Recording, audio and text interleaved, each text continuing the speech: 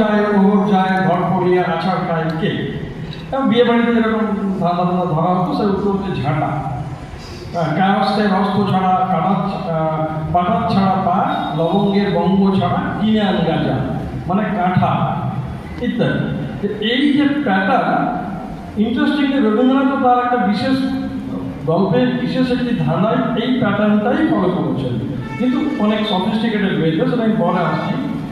তাহলে রবীন্দ্রনাথের ধাঁধা যদি বলতে চায় তাহলে কীরকম ধাঁধা, কেন সেগুলো ধাঁধা বলবো?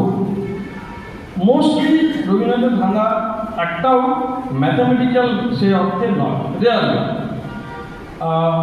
আমরা এর আগেও রবীন্দ্রনাথের পরবর্তীকালে সুকুমার রায়, আমাদের বিখ্যাত রায় family, starting from Satyajit Ray, Vibhushan Sukumar, এদের যে লেখাপত্র ছড়িয়ে ছিটিয়ে ধাঁধাগুলো আছে, সেখানে আমরা দেখবো যে ইনফ্যাক্ট সুকুমার রায় 63খানা ধাঁধা উনি তৈরি করেছিলেন নিজে। অনুপ্রেরণা, sorry the term is almost non parliamentary now, কিন্তু তবু বলছি যে অনুপ্রেরণা ছিল লুইস ক্যারলের প্রেরণায় উনি 63খানা ধাঁধা তৈরি করেছিলেন। তো সবগুলোই কিন্তু মোস্টলি ছবি দিয়ে আর word puzzles, deconstruction of words. ফলে আমরা বলতে পারি যে ইনি শুধু লুইস ক্যারল নয়, রবীন্দ্রনাথেরও উত্তরসূরি। আবার রবীন্দ্রনাথ নিজের কালিদাসী ধাঁধা, মানে বাংলা প্রচলিত ধাঁধা উত্তরসূরি আর ইনি পূর্বসূরি। অর্থাৎ রবীন্দ্রনাথ কোথাও একটা কন্টিনিউটির মধ্যে বড় একটা দ্বীপের মতো কাজ করছেন। তা আমরা এবার আসি যে রবীন্দ্রনাথের ওই ধাঁধাটা যাওয়ার আগে আমরা কেন ধাঁধা বলবো রবীন্দ্রনাথের লেখাগুলো। যদি আমরা ধরে নিই যে mathematical, recreational, logical with reason, এইগুলো ধাঁধার একটা বিশেষ গোত্র, যেটা আমাদের কালচারে নেই, বাংলা সংস্কৃতে, লিটারেচারে। ওয়েস্টার্ন লিটারেচারে এটা প্রভূত পরিমাণে আছে, অনেক বিখ্যাত লোকেরা এই নিয়ে চর্চা করেছেন। বাংলা ভাষায় এটা খুব একটা নেই।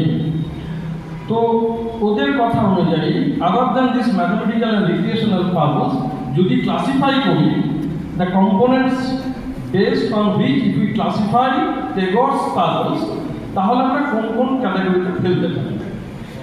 যে ক্যাটাগরি কিন্তু well established, well accepted by western literature.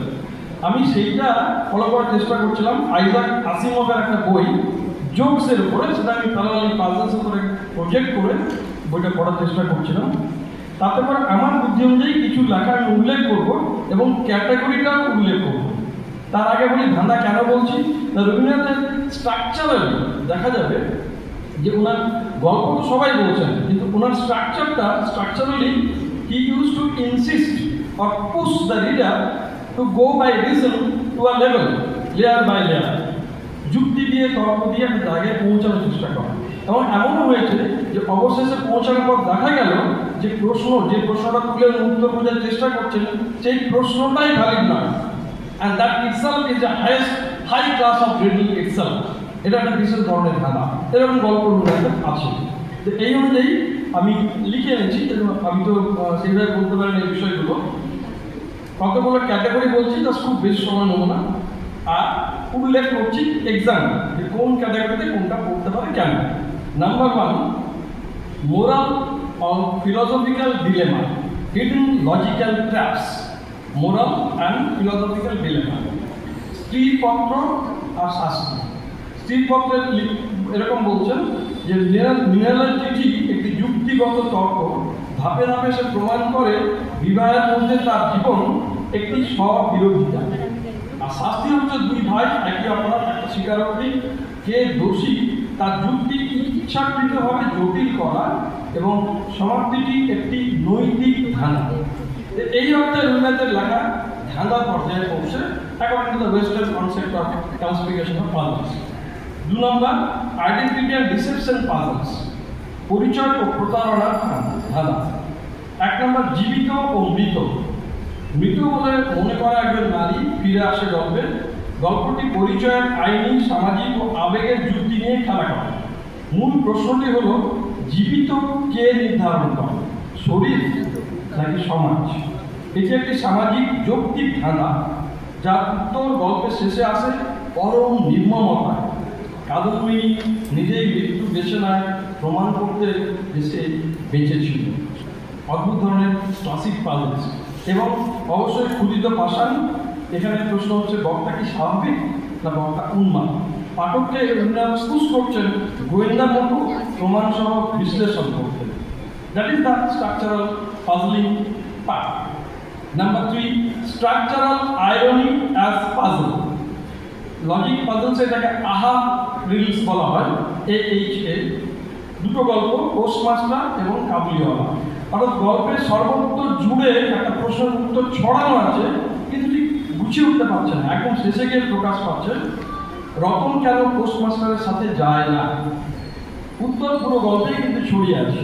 আর কাবুলিওয়ালা গল্পে মিনির সাথে তার বন্ধুত্বের রহস্য একদম শেষে উন্মোচিত হয়।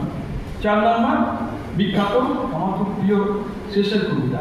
এটা অ্যাকর্ডিং টু দ্য ক্লাসিফিকেশন পড়ছে মেটা পাজল এই ক্যাটাগরি। মেটা পাজল এটা অদ্ভুত একটা লজিক্যাল নট এর মধ্যে রয়েছে, যে can a poet dismantle his own legacy from within the novel? Author নিজেই অথরকে ক্রিটিসাইজ করছেন। রবীন্দ্রনাথ ঠাকুর একটা ক্যারেক্টার সেই গল্পে, এবং বাকিরা রবীন্দ্রনাথ ঠাকুরকে বাতিল পুরনো বলে ক্রিটিসাইজ করছেন। এই যে স্টাইল, এটা কিন্তু রীতিমতো একটা পাজল স্টাইলের মধ্যেই পড়ে। আর এর পরেরটা আমার শেষ হচ্ছে parables with logical course, the religion of man, এবং গীতাঞ্জলির কিছু কবিতায়। এইটা যারা অঙ্কের লোক তারা জানেন, এই জিনিসটাকে বলা হয় রিডাকশিও অ্যাড অ্যাবসার্ডাম। রিডাকশিও অ্যাড অ্যাবসার্ডাম প্লিজ এলাকার শুনতে জানবেন। সেটা হচ্ছে যে কোনো একটা প্রেমিস থেকে ধরে নিয়ে, একটা সত্যি ধরে নিয়ে লজিক্যালি এগোতে এগোতে একটা জায়গায় পৌঁছে দেখানো যে যা পৌঁছালাম সেটা অ্যাবসার্ড। অতএব কোথায় ভুল, যেটা ধরেছিলাম প্রথমে সেটাই রিডাকশিও অ্যাড অ্যাবসার্ডাম। এটার এক্সাম্পল এরকম, উনি বলছেন যে ঈশ্বর যদি সর্বত্র থাকেন, সর্বত্র, তাহলে মন্দিরে খোঁজো কেন? অদ্ভুত ক্রিটিক্যাল ফান্ডামেন্টাল কোশ্চেন। আরেকটা শঙ্কর ঘোষের বই থেকে পেলাম, বইটির নাম হচ্ছে কথা নিয়ে খেলা। নব মাতা, নব কন্যা, নব বধূ, সুন্দর রূপসী, এ নন্দন বাসিনী উর্বশী। আমার মনে হচ্ছে সবারই মনে হবে যে কোনো একজনের রূপসী সম্পর্কে পরিচয় দেওয়ার চেষ্টা করছে রবীন্দ্রনাথ। শঙ্কর ঘোষ বলছেন হ্যাঁ, সেটা একদিক দিয়ে ঠিক, উল্টো দিকে পাজলিং। উল্টো দিকে হচ্ছে যে এরকম কোনো পরিচয় এক্সিস্ট করে না, আমি সেটাই বলতে চাচ্ছি। যে মাতাও নয়, কন্যাও নয়, বন্ধুও নয়, সুন্দর উর্বশী বলছে, এরকম কোনো কিছু এক্সিস্ট করে না।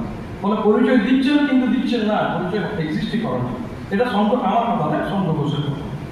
এবার আমি একটা সেকেন্ড নেবো, যে ধাঁধাটি সবারই মাথায় আছে, রবীন্দ্রনাথের ধাঁধা বললেই যে ধাঁধাটা মাথায় আসে সেটা হচ্ছে গুপ্তধন গল্পের। সবাই জানেন, যারা ছাত্রছাত্রী রয়েছে তারা আমাদের বাংলা না যদি পড়ে থাকে তাহলে তারা জানবে না। তবু আমি বলছি, 3 জেনারেশনের গল্প, হরিহর, শ্যামপদ আর মৃত্যুঞ্জয়। হরিহর প্রথম জেনারেশন, তিনি একটা সন্ন্যাসীর কাছ থেকে একটা গুপ্তধনের হদিশ পান, একটা লাইনের সাংকেতিক কিছু লিপি, সেটা করে উদ্ধার করতে হবে। তার কাজকর্ম সব শুরু হয়ে গেল, ওটা নিয়ে পড়েছিল। শেষমেশ তার ছেলে শ্যামাপদ চাকরিটাকে ছেড়ে চেষ্টা করলো ওটাকে উদ্ধার করা। তার ছেলে মৃত্যুঞ্জয় সেও একই লাইনে গেল, জয়কালী পুজো আর ওই ধাঁধা সব করতে করতে 3টে জেনারেশন পার হয়ে গেল। ধাঁধাটা কি মজা, আমি আরেকবার বলছি, সবাই জানা যদিও। পায়ে ভরে সাধা, রা নাহি দেয় রাধা, শেষে দিল রা, পাগল ছাড়ো পা। পায়ে ভরে সাধা, এই লাইনটার কোনো মানে সে অর্থে নেই, পরে আসছে কিন্তু মানে আছে, এটা আমার অ্যানালিসিস। রা নাহি দেয় রাধা, রাধা থেকে রা বাদ দিলে ধা, শেষে দিল রা, ধায় পরে ধারা, তারপর পাগল ছাড়া পা, পা ছাড়লে গোল পড়ে থাকে। ফলে ব্যাপারটা ধারা গোল একটা গ্রামের নাম। তারপরে সেই গ্রামে গিয়ে তেঁতুল বটের কোলে কোলে দক্ষিণে যাও চলে, ঈশান কোণে ঈশানী হয়ে দিলাম ঈশানী। তারপর গুপ্তধন খুঁজে পেলো, সোনা চারিদিকে সোনা, খুঁজে পেতে গিয়ে তারপর যা হলো সেটা তো সবাই জানে। আমি যেটা এক্সট্রা অ্যাড করবো, এই যে পায়ে ভরে সাদা, পা দিয়ে শুরু, আর পাগল ছাড়ো পা, পা দিয়ে শেষ, এটা শুধু ছন্দের জন্য কি?